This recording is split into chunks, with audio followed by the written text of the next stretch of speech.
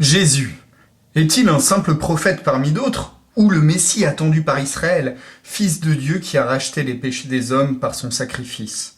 Au 8e siècle avant Jésus-Christ, le prophète Michée anticipe: de Sion sortira la loi et de Jérusalem la parole de l'Éternel. La parole de Dieu même. Aussi, la loi ne sortira donc pas de Médine apparemment. Et Michée, plus loin, évoque la ville de Bethléem où naîtra Jésus. Citons-le. « Et toi, Bethléem Ephrata, petite entre les milliers de Juda, de toi sortira pour moi celui qui dominera sur Israël et dont l'origine remonte aux temps anciens, au jour de l'éternité. Il se présentera et il gouvernera avec la force de l'Éternel, avec la majesté du nom de l'Éternel son Dieu, et ils auront une demeure assurée car il sera glorifié jusqu'aux extrémités de la terre. » Fermez les guillemets. Contemporain du prophète Michée, 8 siècles avant Jésus-Christ, Isaïe annonce la naissance d'un enfant d'origine divine, dont la mère sera une vierge, au verset 9-5. « Car un enfant nous est né, un fils nous est donné, et la domination reposera sur son épaule. On l'appellera admirable, conseiller, Dieu puissant, Père éternel, prince de la paix. » Fermez les guillemets. Le prophète Daniel, qui vécut lui au 7e siècle avant Jésus-Christ, annonce aussi l'arrivée d'un homme d'origine céleste qui régnera pour l'éternité. Et voici sur les nuées des cieux arriva quelqu'un de semblable à un fils de l'homme. On lui donna la domination, la gloire et le règne pour l'éternité. Le prophète David, du 10e avant notre ère, avait aussi entendu de Dieu cette même annonce. « Je mettrai sur ton trône un fils qui naîtra de toi. J'établirai son trône pour l'éternité. Je serai son père et il sera mon fils. » Tout aussi troublant, le prophète Daniel prédit la venue du Messie. Depuis l'ordre qui sera donné pour rebâtir Jérusalem jusqu'à la venue du Christ, chef du peuple, il s'écoulera 70 semaines d'années, c'est-à-dire environ 500 ans. Quand on sait que la restauration du second temple de Jérusalem a été finie justement 500 ans avant la naissance du Christ, on ne peut manquer de faire le lien. Le prophète Isaïe évoque même la virginité de la mère du Messie. Le texte hébreu d'Israïl 7,14 dit précisément ceci. « C'est pourquoi le Seigneur lui-même vous donnera un signe. Voici la jeune femme vierge et enceinte, elle va enfanter un fils et elle lui donnera le nom d'Emmanuel. » Fermez les guillemets. La version grecque originale, dite de la Septante, au 3e siècle avant même la naissance de Jésus-Christ, précise la virginité donc de la mère du Messie. Et cela est cohérent avec le verset d'Isaïe sur sa nature divine. Dieu, créateur de toutes choses, peut évidemment se donner un fils. D'ailleurs, ce fils n'est-il pas le meilleur canal de communication de la pensée de Dieu, en ligne directe, évitant le truchement des prophètes dont certains sont autoproclamés? Isaïe annonce même l'avènement de l'Esprit Saint, étrangement nié par les musulmans alors que ce grand prophète est très clair. Lisons-le, Isaïe 11,2. L'esprit de l'Éternel reposera sur lui, esprit de sagesse et d'intelligence, esprit de conseil et de force, esprit de connaissance et de crainte de l'Éternel. Fermez les guillemets. La Trinité n'est donc pas une triple divinité, mais bien plutôt Dieu en 3 personnes, à la manière d'un prisme faisant d'un rayon du soleil plusieurs autres rayons procédant de la même source.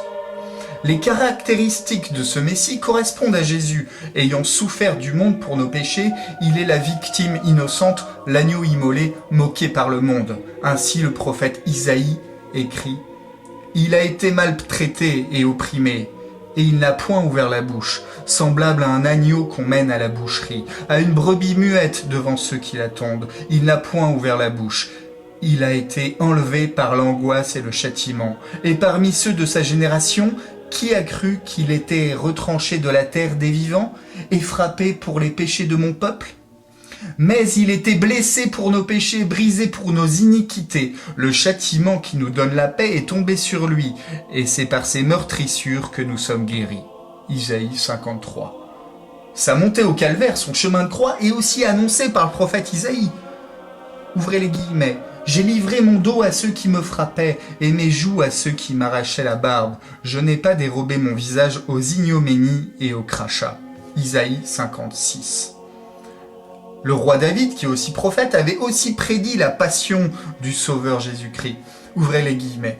Ils m'ont donné pour nourriture du fiel et dans ma soif ils m'ont abreuvé de vinaigre.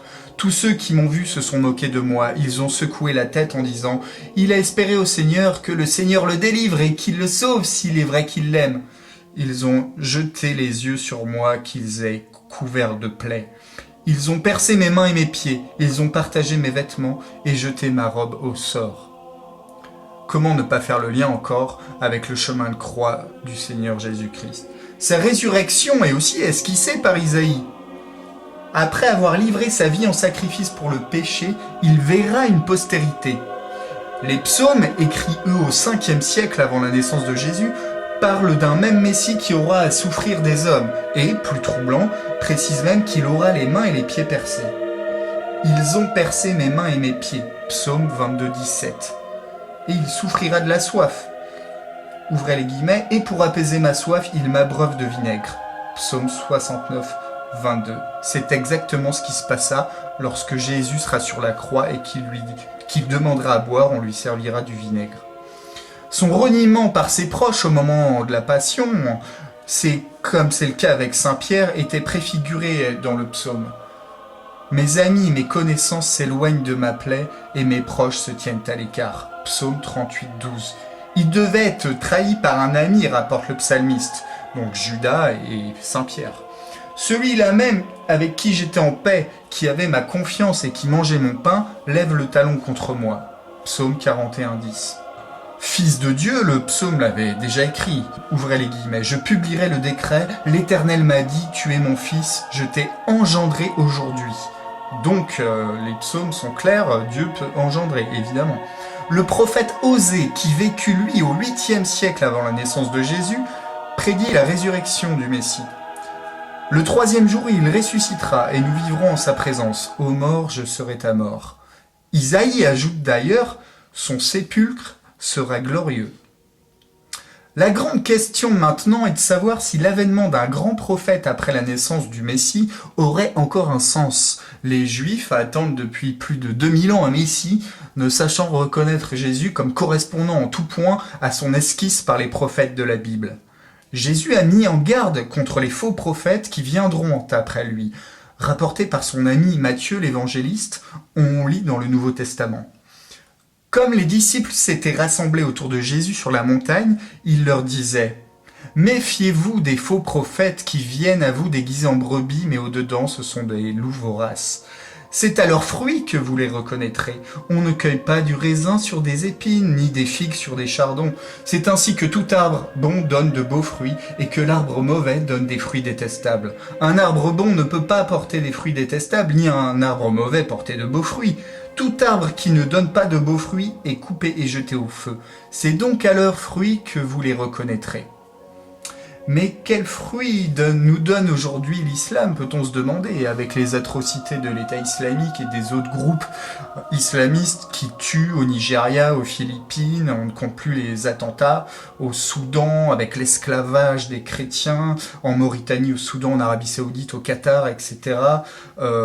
Est-ce que l'esclavagisme est vraiment moral? Selon Dieu, on peut se demander. Donc jugeons l'arbre à ses fruits.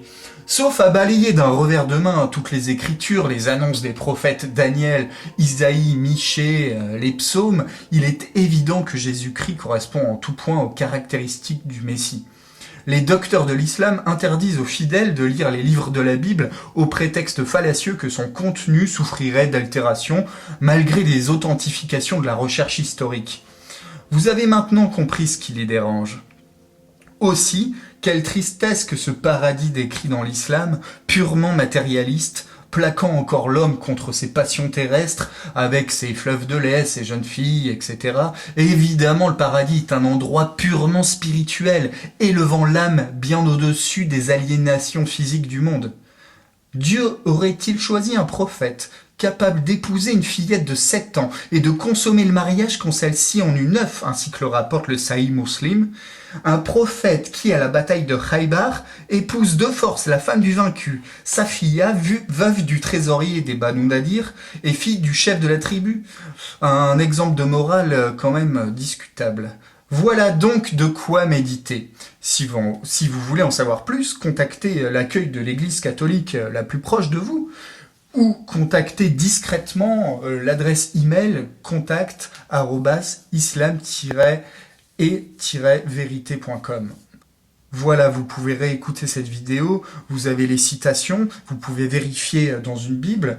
La Bible, ça coûte pas cher, il y a des Bibles à 2 euros. Et vous pourrez vraiment vérifier tout ce qui est sur cette vidéo et lire ça tranquillement, méditer, réfléchir et en tirer les conclusions. Voilà. Eh bien, je vous souhaite bonne lecture et n'hésitez pas surtout à rencontrer les chrétiens. Au revoir.